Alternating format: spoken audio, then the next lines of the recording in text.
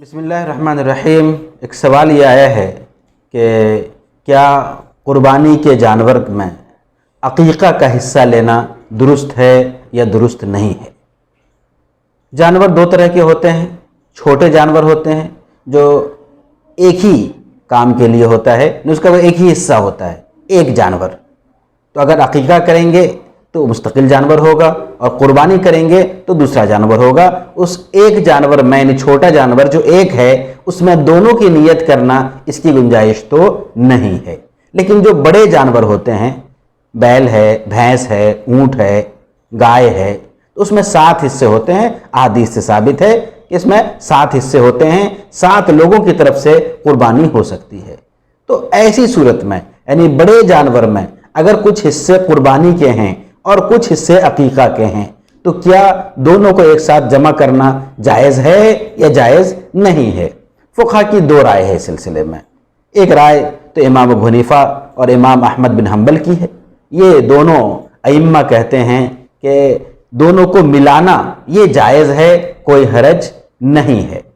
دوسری طرف حضرت امام مالک، امام شافعی، ان دونوں فقہا کی رائے ہے، وہ یہ کہتے ہیں کہ نہیں، دونوں 2 الگ الگ عبادتیں ہیں، دونوں مقصود بالذات ہیں، الگ الگ ہیں، لہذا دونوں کو نہیں ملائیں گے۔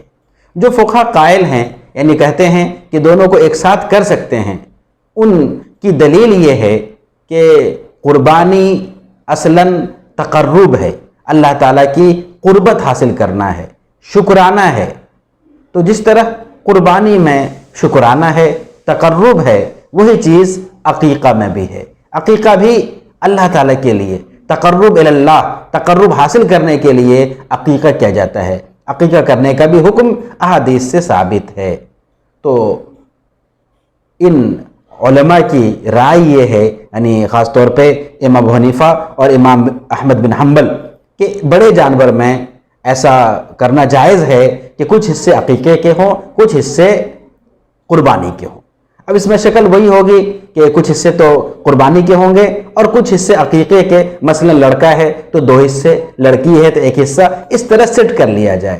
مثلا اگر لڑکے کی طرف سے عقیقہ ہونا ہے اور قربانی کا جانور ہے تو اس میں 5 حصے قربانی کے ہوں گے اور 2 حصہ عقیقہ کا ہوگا، تو ایسا کر سکتے ہیں، ایسا کرنا جائز ہے۔